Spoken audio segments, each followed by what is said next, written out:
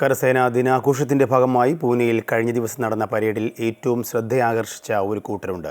പരേഡിൽ മാർച്ച് ചെയ്ത് അഗ്നിവീർ വനിതാ സംഘമായിരുന്നു.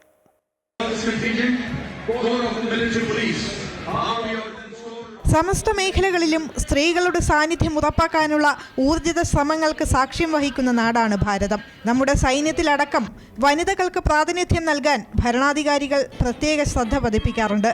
ആ ശ്രമങ്ങൾ ഫലം കാണുന്നു എന്നതിൻ്റെ ഏറ്റവും വലിയ തെളിവാണ് കഴിഞ്ഞ ദിവസത്തെ മാർച്ച് പാസ്റ്റ്.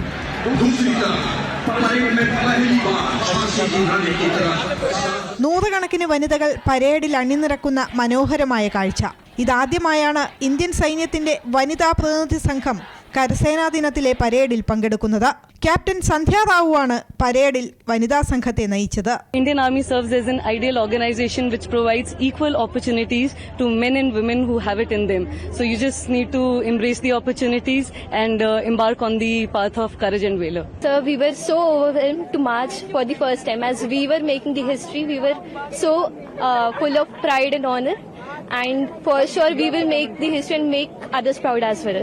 കഴിഞ്ഞ റിപ്പബ്ലിക് ദിന പരേഡിൽ കര വ്യോമ വായുസേനകളിലെ വനിതകളുടെ പ്രതിനിധി സംഘങ്ങൾ മാർച്ച് നടത്തിയിരുന്നു. 2019 കോപ്സ് ഓഫ് മിലിറ്ററി പോലീസിൽ വനിതകളെ ഉൾപ്പെടുത്തി കരസേന ചരിത്രം കുറിച്ചത്.